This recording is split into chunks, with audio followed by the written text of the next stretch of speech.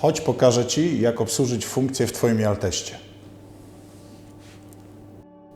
W momencie, kiedy kończysz diagnostykę swojego auta, rozłączasz oprogramowanie i wracasz do menu lub innego auta, bądź też zamykasz program, urządzenie zapyta Cię, czy chcesz raport diagnostyczny, który został otwarty, zapisać.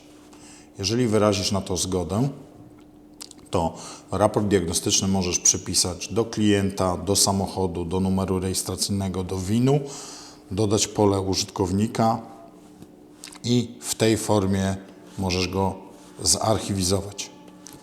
No i teraz pytanie, gdzie możesz później taki raport znaleźć? W lewym górnym rogu masz zakładkę GRP. Jest to moduł odpowiedzialny za raporty diagnostyczne czy też serwisowe. Tutaj możesz oczywiście obsługiwać swoją listę klientów, możesz stworzyć swoją listę pojazdów, które serwisujesz na samochodzie.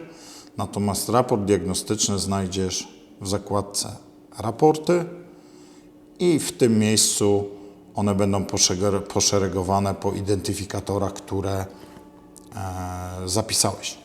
Jeżeli zerkniemy sobie w taki raport,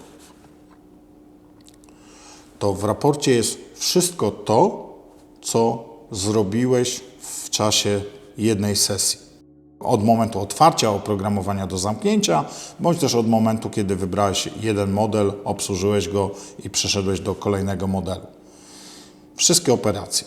Tak jak na przykład tutaj zajrzeliśmy do body komputera Viveco, odczytaliśmy usterki, potem wyświetliłem sobie na ekranie wartości pomiarowe związane z skrzynią biegów. Na koniec wykonałem obsługę, wymianę akumulatorów i to wszystko zostało zapisane do raportu. Jeżeli potrzebujesz długą listę błędów zapisać, jeżeli potrzebujesz zarchiwizować to do klienta, jak najbardziej w tym miejscu znajdziesz wszystko to, co widziałeś na ekranie.